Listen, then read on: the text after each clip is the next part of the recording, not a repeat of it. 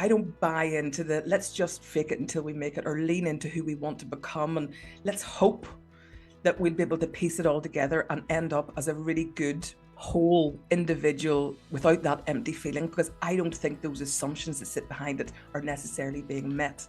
I am a buy into the imperfections. I know we're not perfect, and it's like, just progress and move forward and embrace your imperfections and let's every day try and do better.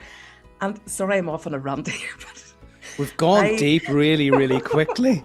I've dived off the top at diving board here. Oh my word. That's one of the reasons I love why we do what we do so much. And this is just what I want to end on, because we respect the fact that we get a whole diverse group of business leaders into our community, onto our program. We don't encourage them to be somebody else. We help them to remove the mask, to really embrace who they are. We provide the right environment for them to do it. And that whole concept, be yourself, but be a better version of being yourself. Our business leaders walk out of our ScaleX Accelerator program like they could climb Everest, because they are true to themselves. They're embracing their imperfections, and it's all okay. We're making them much better human beings. Before we begin today's episode, I would like to express sincere thanks to all the incredible guests who shared their time with me and once again provided so much value this season. To you, our listeners, I'd also like to thank, importantly, all of you spanning right across the globe who make this podcast possible in the context of the feedback that you give to me. Now, on that note, as ever, at the wrap-up, you know what to expect now. I have an appeal. So we continue to keep the podcast sponsor free. We produce it at our own cost.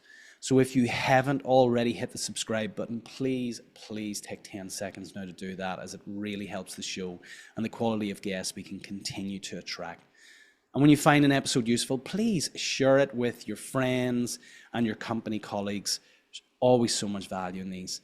As ever, a huge thanks to you for all the really positive feedback and engagement on social media, especially LinkedIn. And if you're enjoying the podcast, why not subscribe to our ScaleX Insider 321 newsletter? A shout out to the incredible Simple Scaling team who bring our vision, purpose, and mission to life, where each week we provide you with 3 timeless takeaways, 2 inspirational quotes, and 1 reflection question to support your scaling psyche. Now, without further ado, Claire, you're very welcome back to the ScaleX Insider podcast. I know I say this every time, but I'm looking out the window here and there's frost on the ground and we're weeks away from Christmas. How did that happen? Where did the last 3 months disappear to? How did we get here? I'm just really pleased you keep inviting me back. It's great to be here. Thank you. Yes, where did the year go? Can't believe we are encroaching on December, nearly the end of another calendar year, and hurtling towards, dare I say it, Christmas.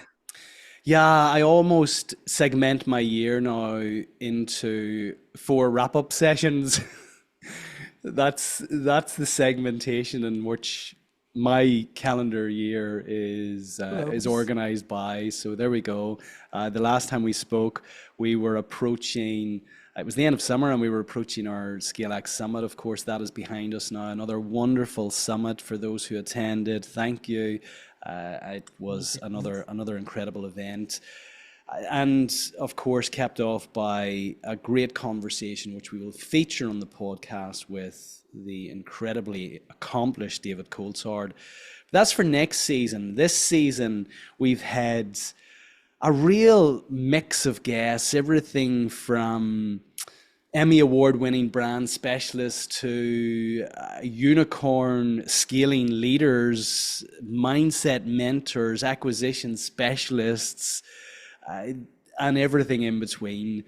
I'm really keen to hear your reflections before we get into the nub of today on this season. Well, I think first of all, season 14, can you believe that?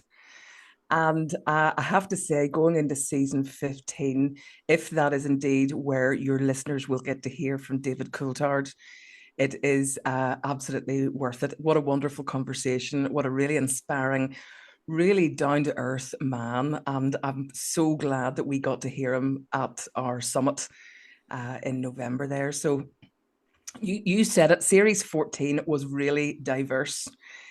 From the likes of Rob Dial, who focused on mindset, to David Robson, who brought the science in, to Jordan Godby, who talked about the importance of building a community and why we should do it, to Walker Dybel, who talked about the buying and selling of businesses. What a diverse set of guests. And I've got to say, I always say this, I shouldn't really have favorites, but I had a favorite this season. And it was just a lovely young man, Chris Doe. And I listened to it. You'll know this. I listened to it. And whilst he was a wonderful expert on all things relating to brand, I just thought, what a lovely human being. And he just embraces his imperfections, which I adore. And the fact that he said it was the last few minutes, most people will probably have hit the stop button on the podcast. But in the last few minutes when he was talking, you always asked your guests, how can people connect with you? And he said, if I ever see you in a room, he said, I'm an introvert and the chances of me coming up to you to say hello are very slim. He says, I'm shy and I'm trying to break through my introvert shell. He said, but I know that I'm rooting for you from the sidelines, and please approach me and say hello. And if Chris Doe is listening to this, he's now got a number one fan, firstly, and I would love him to know that I'm rooting for him from the sidelines. Let me pick up on this, Claire, because you're always championing the vulnerable introvert. And for years, I went through my life believing that you had to have this kind of catalogue of accomplishments in order to endear people to you. I came to know, I suppose, the many years that we've spent together, vulnerability is this superpower. But what is it about vulnerability and kind of those characters like Chris that really endear themselves to you? Well, I think if I look back over probably my whole life, never mind my whole career, I've always been a supporter of the underdog. I believe that people have got what it takes to do whatever they need to do inside them. And actually, Brendan, this brings us really nicely into one of the first themes. If I can get stuck into the first theme.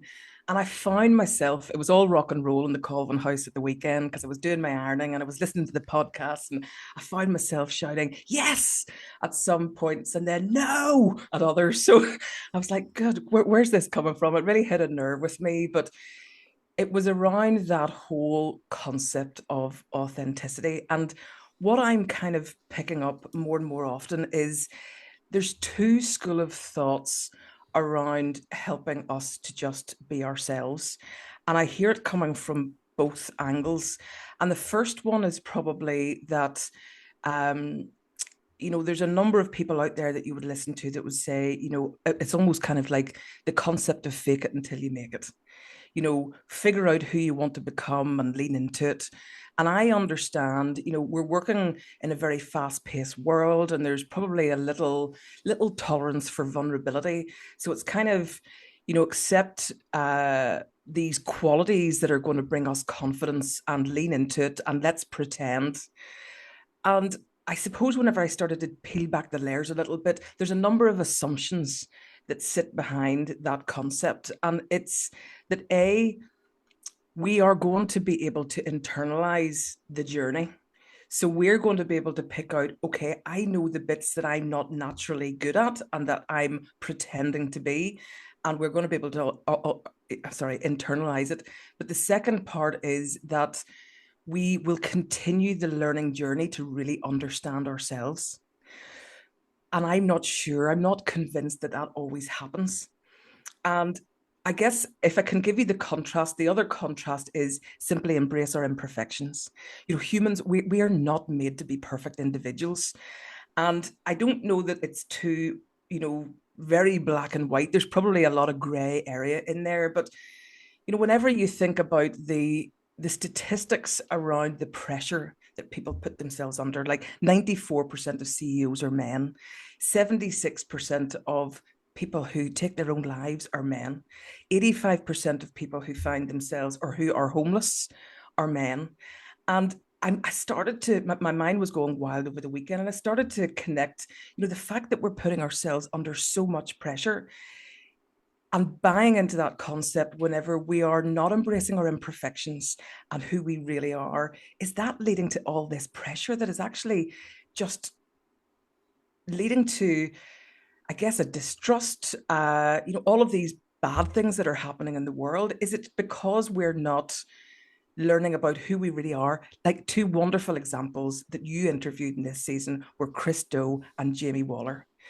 Chris Do talked about his introversion, and albeit I'm very conscious, I may be a sucker for a great branding expert who kind of paints a picture of his brand, but I bought that. I would follow him because he's recognizing that he's not perfect. He is an introvert, and he is actually being loud about it, as his own nickname says, the loud introvert. And Jamie Waller told a lovely story as well about how he has ADHD, he was dyslexic, he was colorblind, he was poor.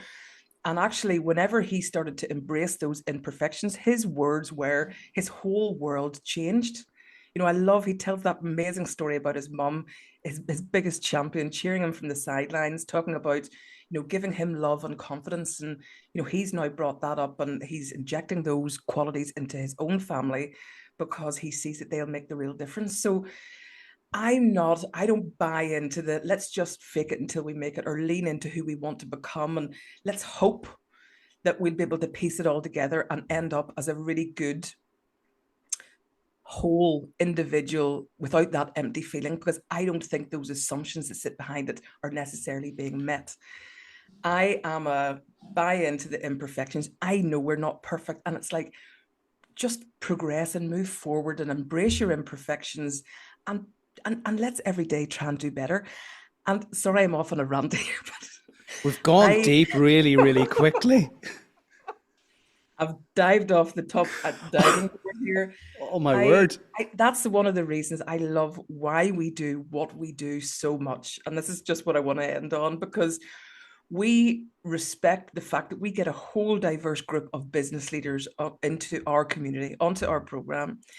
And we don't encourage them to be somebody else. We help them to remove the mask and to really embrace who they are. We provide the right environment for them to do it. And that whole concept, be yourself, but be a better version of being yourself. Our business leaders walk out of our ScaleX Accelerator program like they could climb Everest, because they are true to themselves. They're embracing their imperfections, and it's all okay. We're making them much better human beings. So yeah, I feel it really hit a nerve with me, but added wonderful clarity to my own thinking on the subject. So my head's racing all over the place. Go. I don't feel like all of these things, there's a black and white answer. I think sometimes the word authenticity can be overused for people just to do whatever the hell they like. I think vulnerability can be misinterpreted as incompetence. I've brought somebody in to do, they've bought into what we're trying to do. They've said they're competent in this particular area. I don't want the pilot of my plane to show vulnerability at 35,000 feet. I think in all of this, in everything that you're saying, context is really critical. It is. And I suppose there's probably two things there that you talked about: vulnerability and competence, and that they're not necessarily linked. Competence, and again, looking at Chris Do, for example, he's hugely confident as a branding expert. So his competence around what he's able to do is very clear, and that was never in doubt, but he's vulnerable about who he is. Yes, and I think there's a nuance there. Yeah. I think you have to be incredibly confident in yourself first before actually you start to show a level of vulnerability. Probably, yes. But isn't that where you start on the inside? Absolutely. Well, it all comes back to psyche, and we always assert right at the outset of the program, you scale from the inside out, because ultimately the team that you build, the business that you build is just an expression of you. So you're going to get mirrored back to you, your imperfections, your frailties, your vulnerabilities in the expression of this team, this organization that you're actually leading. So it's really important that you dive in there, you root around, you examine those beliefs, those traits that serve you, and you address those that don't in the context of your overall vision. So I feel it's a nuanced topic. And even when we start to explore it a little bit further, Chris really lent into the fact that he is passionate about what he's teaching. He's a teacher by nature. You know, that's really important to him. But he did something very, very uncomfortable, which was beginning to present I know. online, and you could argue, well, that's not being authentic. You know, he's not naturally a presenter. So when do you actually wrap up this kind of this feeling? Well, I'm authentically, I'm an introvert. I'm not a guy to be in front of camera. Well, you're absolutely, you hit the nail on the head there, because I appreciate, you know, I do a lot of in-person workshops and I love it. And I love the human connection. And I come to life whenever I'm in the workshops. Stick a camera in front of my face, I freeze. And I've witnessed this, by the way. um, oh my gosh, sorry, I've lost my train of thought there. What was I going to say? We're chatting about authenticity and then leaning into the discomfort of doing something that is not authentically you. Yes, sorry, my head is gone. He talked about,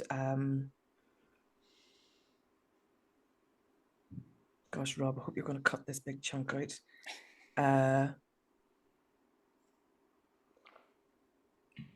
Sorry, just give me a second because it'll come back to me.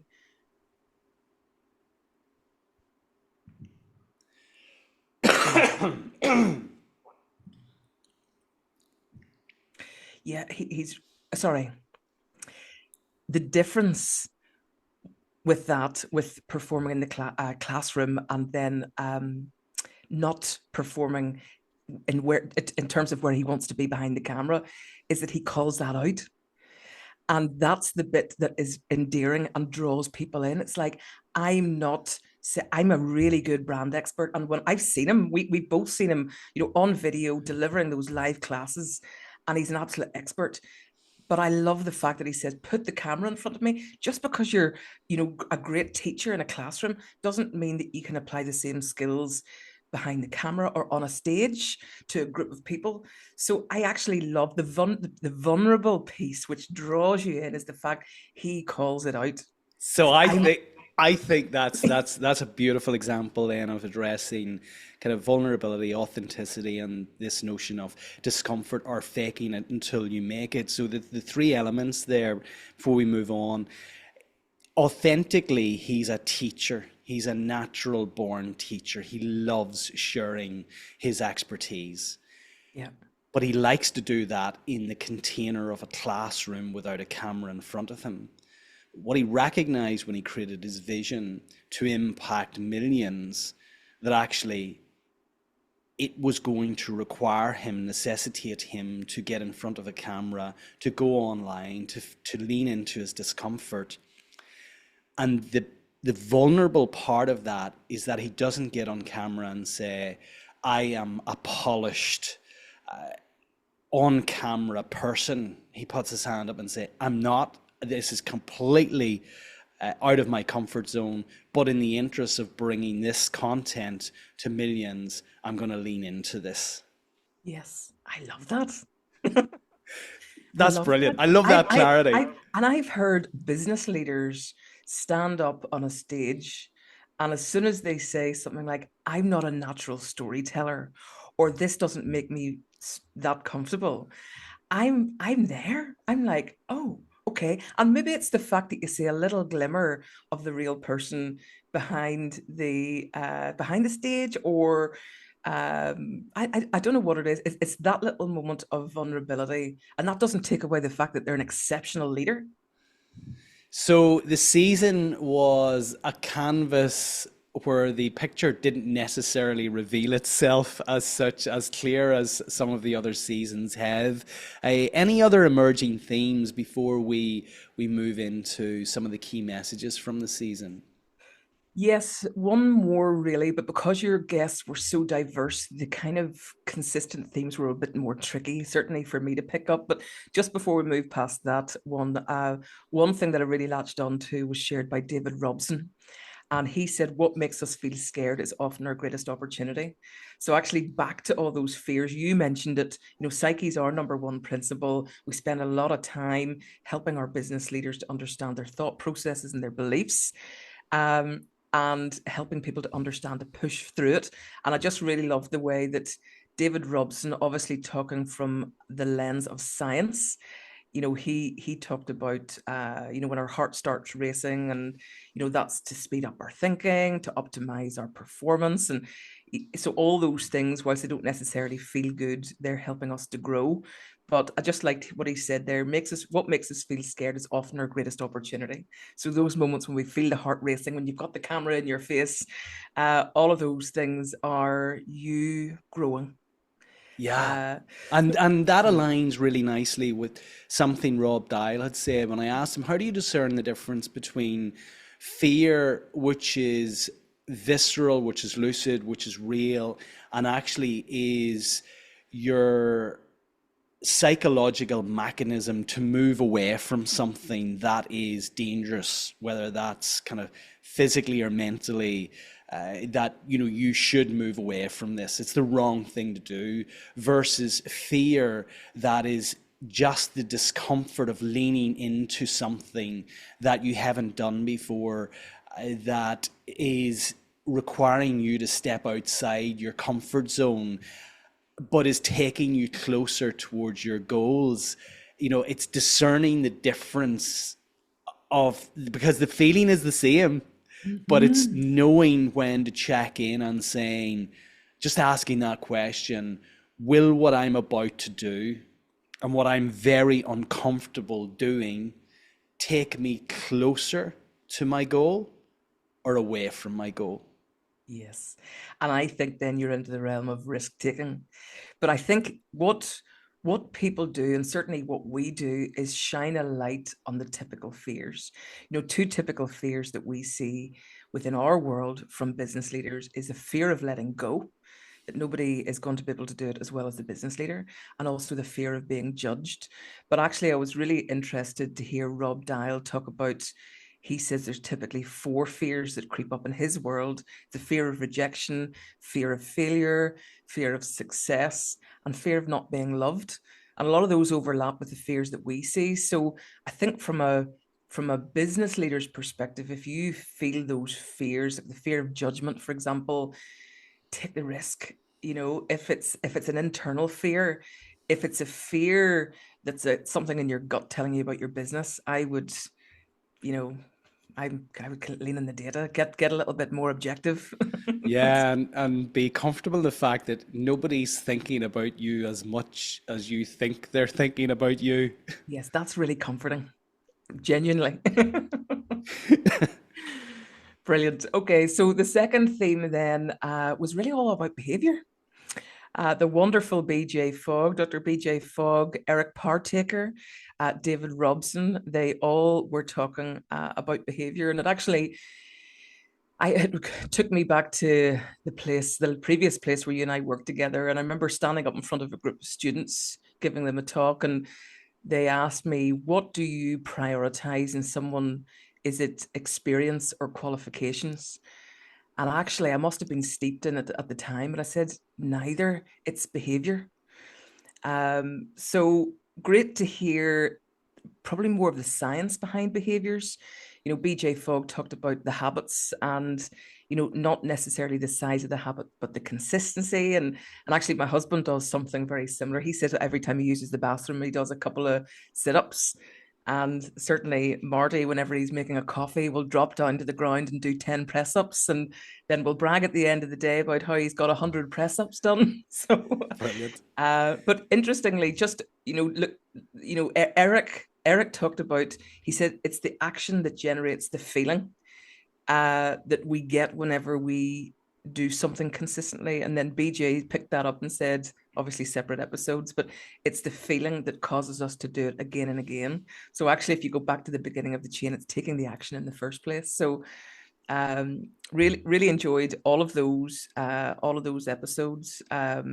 So yeah, really probably enforce the power of rituals. David Robson talked about, embedding those rituals into your daily life so that you can maintain that element of control about what you're doing. And I just was probably quite fascinated by the conversation you had with Dr. BJ Fogg whenever he talked about, there was the 3-step process about motivation, ability, and prompts, but actually started to ask us to consider how can we make the behaviors that we want to see in the workplace really easy. So really enjoyed that. It actually, we write about it in our own book. Towards the end we talk about little nudges and having those behaviors embedded within your business, and how a lot of companies now are starting to look at behavioral patterns and make them a little bit more, either give the nudge or even sometimes automate them. And the great example is Google, and they changed their default setting on their meeting times from 1 hour to 45 minutes to increase productivity. But equally, you hear about how people are construct the layout within their office environment to increase collaboration, or produce fruit on the tables so that people aren't diving into the junk food. So all of those things are behavioral patterns that you want to encourage more of, and sometimes we overlook those. And I think that some of the research shows that we're only tapping into about a third of the potential of human behavior in our workplace to generate productivity. So Yeah, I would say it's even less. yeah, It's incredible the potential within us as human beings. When you think some have the power to put a man on the moon, and others on a day-to-day basis really are challenged just even to get out of bed, and everything in between. And we all have this huge potential. We assert that the greatest waste in every business is not overproducing or unnecessary transport. It's the wasted potential, the unlocked potential within the people within our teams. The being close to people such that you understand what makes them uniquely great, and ensuring that they're in the right roles which will really leverage those competencies, those skills. Don't judge a fish by its ability to climb a tree. Messi would never have got to play soccer if he was only ever played in goals. So it's up to us to ensure that, using that metaphor, that we play people in their best positions aligned to their unique ability, their competencies. And I love the fact that you've called out Dr. BJ Fogg, an incredible guest, and David Robson. I love the science behind we get what we expect. And this goes back to the quote attributed to Henry Ford all those years ago. Whether you believe you can or you believe you can't, either way you'll prove yourself right. Now, when Henry Ford said that, I suspect the science wasn't there to support what he was saying. David Robson's brought the science to this. And what we're appealing to our listeners to begin to do is really check in on your thoughts in terms of your expectations for success. And this is why actually they both are very linked, where BJ talks about the Maui habit. It might sound a little bit trite, waking up every morning and saying today is going to be a great day because I am going to make it a great day. I add to that always, and things always work out for me. That's my expectation, and it leaves it such that I start to notice. Yesterday was one of those days where I was noticing all of these little synchronicities in the conversations that I was having, the interactions with people close to me, emails that I was receiving, messages that I got, that I was just going, all of these little things are real signs that ultimately You're things attracting it. are, yeah, absolutely. But you start to look out for it. You know, your expectation is that it is going to be a great day. So you look out for these little glimmers, these little incidents, these conversations that actually undergird the fact that actually it is a great day. Yes, That's you're right. that's the Tim, you're lens, right. correct? And that's the lens by which you start to look at things. Well, So I even like that BJ Fogg said, even though he's walking into a day where he's faced with something really difficult, he said things will work out somehow. yes, Yeah, and just simple little tweaks to the words allow you to walk into probably challenging or difficult situations with a different mind. absolutely. And it goes back to Steve Jobs' quote that you cannot join the dots looking forward. You can only ever join the dots when you look back, but Mhm. trust that the dots will join. So there are things that happen on a day to day, week to week, month to month basis where you feel that this scaling journey is much more challenging than I ever anticipated. I didn't expect to take this detour. It will only be when you reflect back that that detour was a necessary part of the journey to get to where you had wanted to go in the first place. But Mhm. at the time, we think it's crashing All in, falling it's apart. falling apart. So moving on, Yes. what were the key messages coming out? Actually, before I come into that, I'm curious because you've alluded to a lot of the guests that you've really resonated with. Who did you not resonate with? You know the answer to this question before you've even asked, don't you? Well, because of my people lens and less drawn to the numbers, I'm not saying that we weren't really interesting episodes to listen to, but Walker Dybel and probably Edward Keelan, who were talking about funding. Now, I know our colleagues would love those. You probably love those episodes, but because I'm less drawn to those subject areas, and it kind of flags up. If you were to do this wrap up episode with anybody else, you would find a completely different set of reflections. So yes, I'm not saying that they weren't interesting, but not less appealing. Sorry to me, This not. is why I love this wrap up because those two guys I felt delivered so much value and I resonated so much with them. I loved Edwards. I loved his It's delivery. because you're a numbers geek. I just loved his insight in the context of how to pitch to increase your probability of actually securing the growth capital you need to scale and having that insight and that knowledge which he shared so openly, the importance of building out a sales machine, the importance of clarifying your vision, the importance of just those base level mannerisms, those mannerisms that your mother would have always said, look, manners are easy carried regardless of what you do out in the world. All of those fundamentals. I love that, and I love Walker's take. They coined the phrase acquisition entrepreneurship. Often we feel that we must start a company to really kind of warrant and earn that label of being an entrepreneur. When he looked at something through a completely different lens, he said, why would I, in the context, he used the analogy of actually getting into real estate. He said, why would I go and search for a piece of land and then engage with contractors and start to put foundations in and engage architects and project managers to build this building whenever I could just go and buy a building? Yes.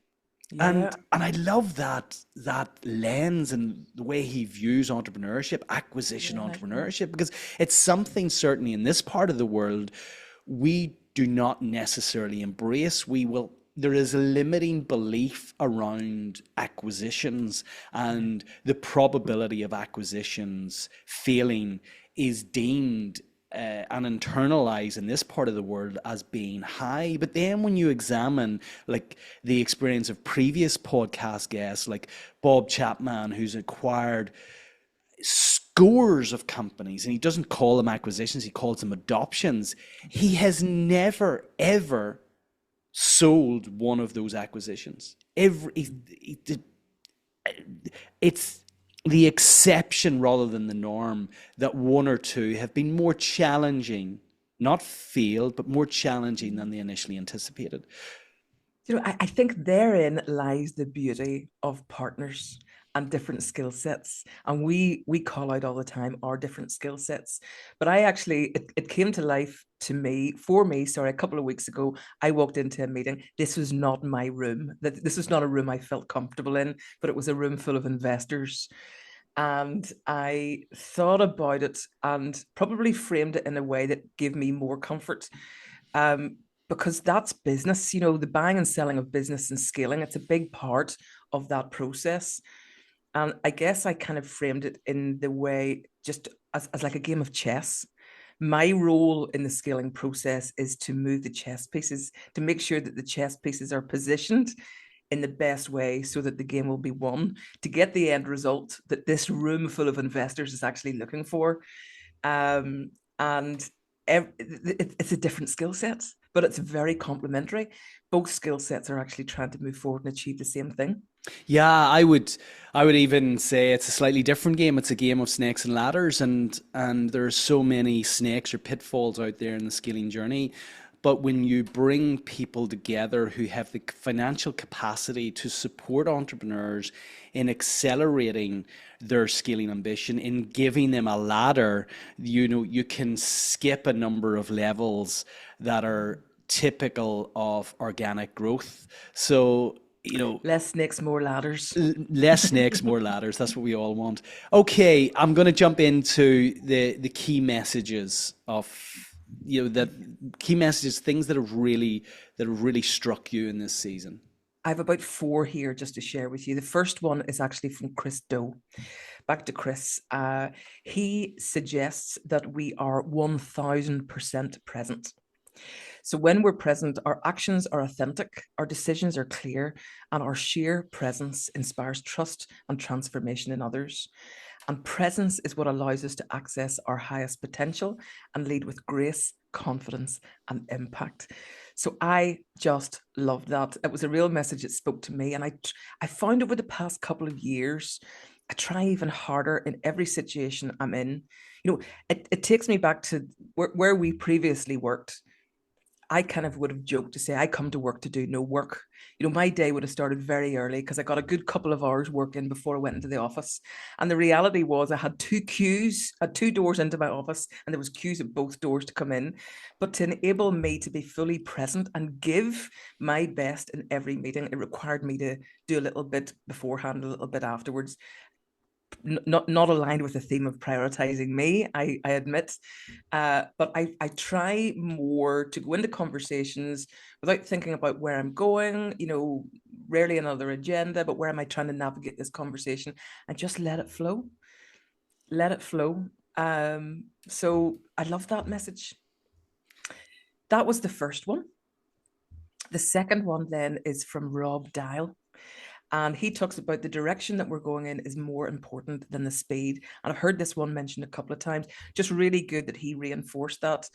Obviously, the faster we travel on the wrong road takes us even further away from our destination. So, and I love the fact that he reinforced that, providing that we're sure that we're on the right path and going in the right direction, we'll reach our destination sooner or later. So love that he called that out. Jordan Godby then was another key message. He talked about the fact that we're so overwhelmed with content and that we don't need any more. Jordan, it was a brilliant podcast around the Circle platform, talking about how we can access information anywhere now. And the superpower lies in our ability to apply the knowledge that we've got.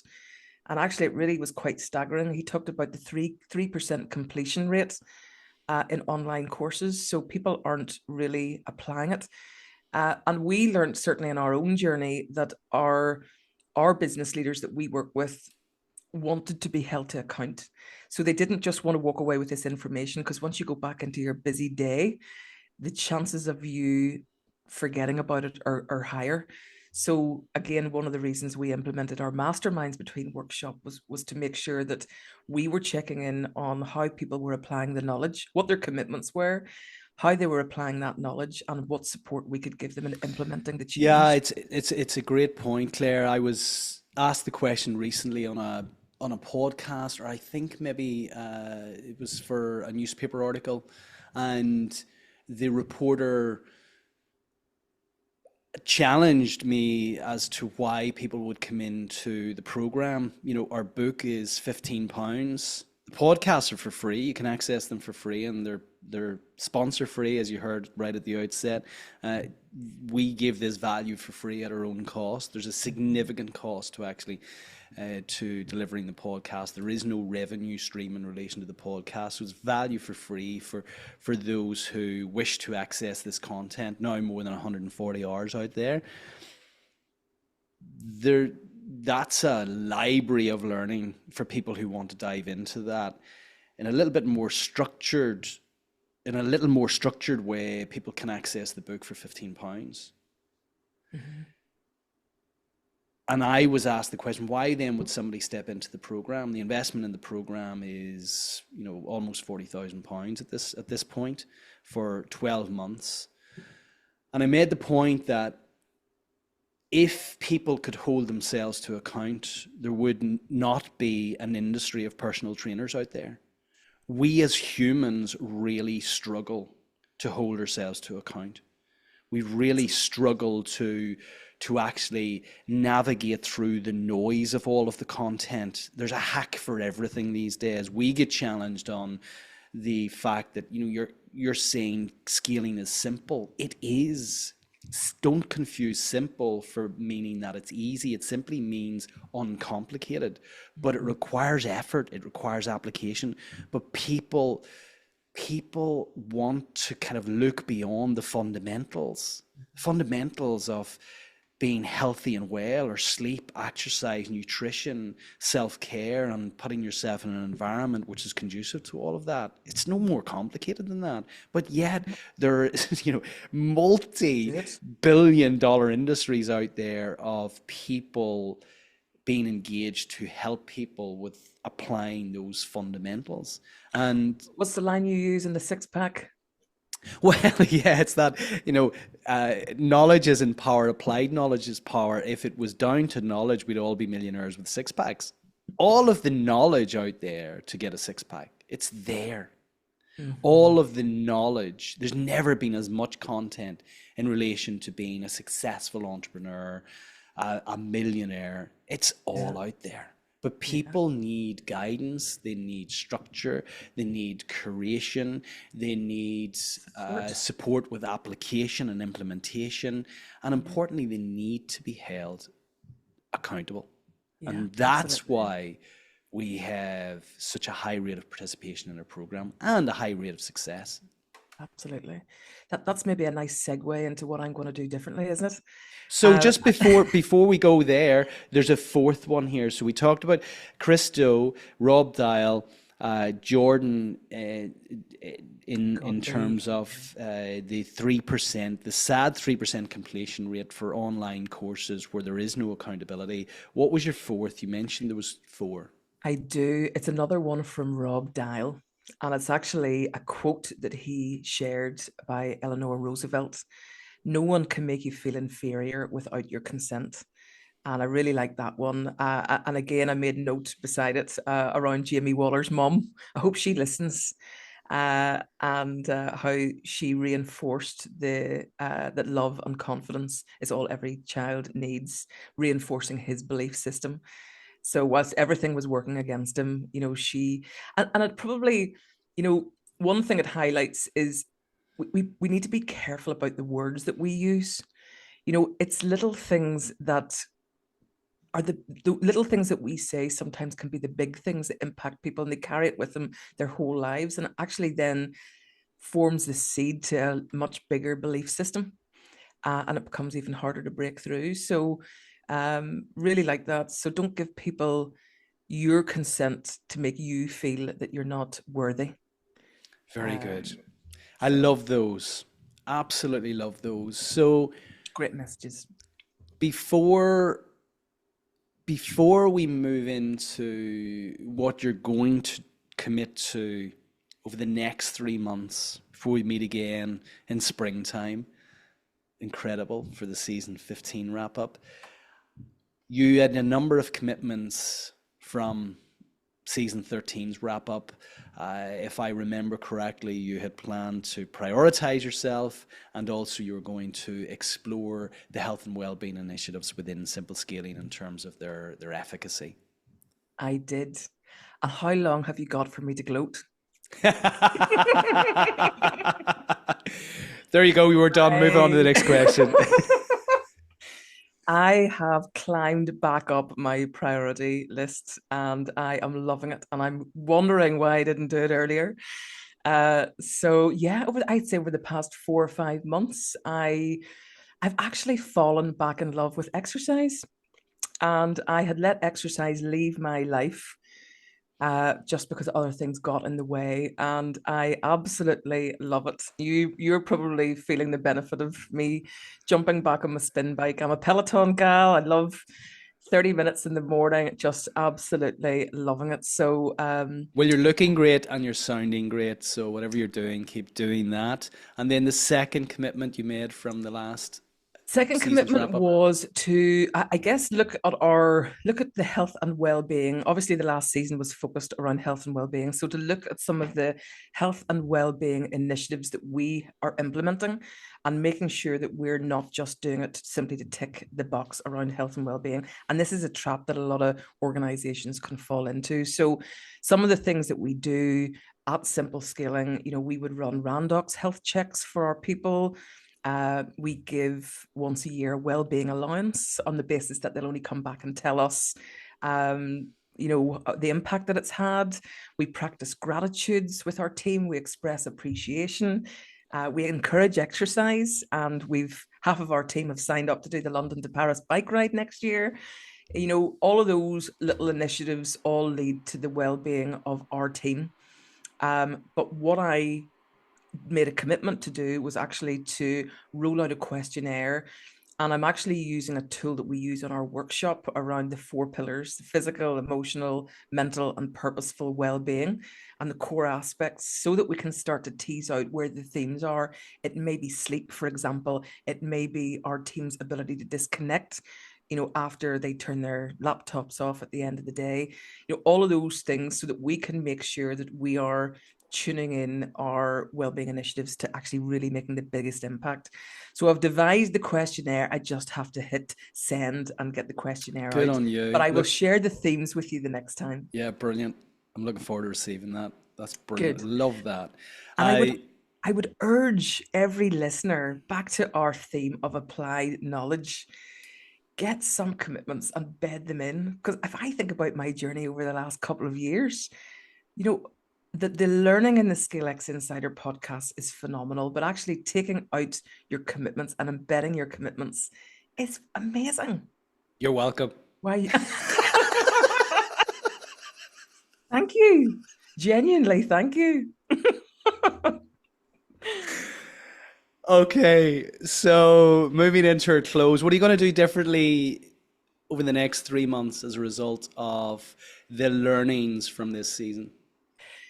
Okay, well, sticking with the 2 commitments, and going back to our conversation around behaviors, we have had a great experience this year where we're refining our values within our team, and they're supported by a number of behaviors. So I'm going to go back on BJ Fogg's advice. I'm going to dive into his website, and I'm going to go back, first of all, to look to understand, are the behaviors that we've defined actually behaviors? And then the second thing I'm going to do is actually look to see how easy do we make those for people to live up to. So That's one commitment that I'm going to take, again, reinforcing our values so that people can really live in line with them. And the second commitment then that I'm going to make, again, quite taken by Chris Do, I'm probably going to give a little bit more thought to my own personal brand. I'm trying to describe this as a tangible commitment. And I guess maybe what I could commit to is starting to think a little bit more about what I stand for and what I stand against. And actually, our brand is probably multiple layers. I've got to understand that from my own perspective.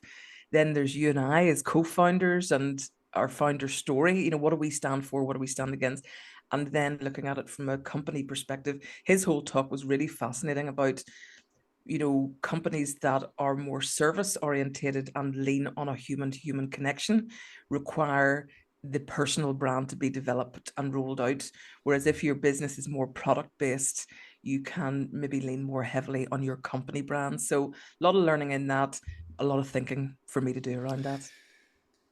Before I wrap up, as a Christo fangirl, self-confessed, Totally. I'm there. did you craft your two-word moniker? So Chris is the loud introvert, very clever, of course. Did you devise anything or craft anything as clever as what Chris has done in terms of your own personal brand? Definitely not as clever as Chris Do, but I did give it a little bit of thought. You can Let's hear it. challenge me on this. Let's hear it. So I think my two words are curious believer. So I'm always full of questions and I've got a level of curiosity. It's probably not what you expected, is it? No, I'm letting that one sink. Let it sink. And whenever you're letting it sink, have a think about yours. That's a whole other podcast. Right, I'll help you. Mrs. C, what were your three favorite takeaways from this season then? Okay. So first one, back to Rob Dial. Don't be so busy focusing on making a living that you forget to make a life. So that was my first favorite takeaway. You know, he referred to, well, actually, he didn't talk about this so much, but I think newer generations are getting an awful lot better at, you know, taking control of their lives and, you know, prioritizing their life outside their professional work. So I think that's something that we can all tune into a little bit more. My second favorite takeaway then was from David Robson. Don't underestimate the importance of loving and supporting those around us in business. Not only will they be more creative, come up with original ideas, but they are less likely to become ill. So I really loved that. Really loved Eric Partaker's podcast as well, and actually thanked him for being so open around his challenges. I hope you don't. There's a member of our team who's just plucked up the confidence to step on a plane again after 14 years, and you cannot let him hear that. But just I loved it was reinforcing the fact that positive relationships, you know, really help people to feel valued, lowers our stress levels, and makes us less vulnerable to illnesses that are out there. So that was a favorite takeaway. And my third and final one was back to my favorite Chris Do. We were given the gift of life and we owe it to ourselves to pursue our highest passion. When we do, we light up with joy and we forget the passage of time. So, apart from the fact that I really love that as a favorite takeaway, Chris has just let me off the hook big time for always running late. I think we've our See, feedback session tomorrow. always late, but worth the wait. Keep telling you. Well, let me just come back to your point on flying. I spoke with David Coulthard. Tragically and sadly, he was involved in a plane crash, and I said, "Look, for years I had a fear of flying, which wasn't necessarily conducive to setting up offices for a scaling business across 6 continents. And it's something that I absolutely love now." But he said, It's not the fear of flying that's an issue. It's the fear of crashing. So get your priorities right. So you should never fear flying. That's what they're supposed to do. So on that note, none of our listeners should ever fear scaling. It's a wonderful, wonderful journey. It's a journey where you're going to find out a huge amount about yourself. You're going to unlock potential that you never thought existed within your team, and you're going to enable many customers, clients, people across the globe to avail of your wonderful products and services. Claire, as ever, I want to thank you for your incredible insights today. I love this conversation. It has absolutely flown. I look forward to seeing you for the wrap up of season 15. And in the meantime, have a brilliant Christmas, a very, very well earned and well deserved break. And I'll see you back in the springtime again for season 15. Thank you. Thank you very much.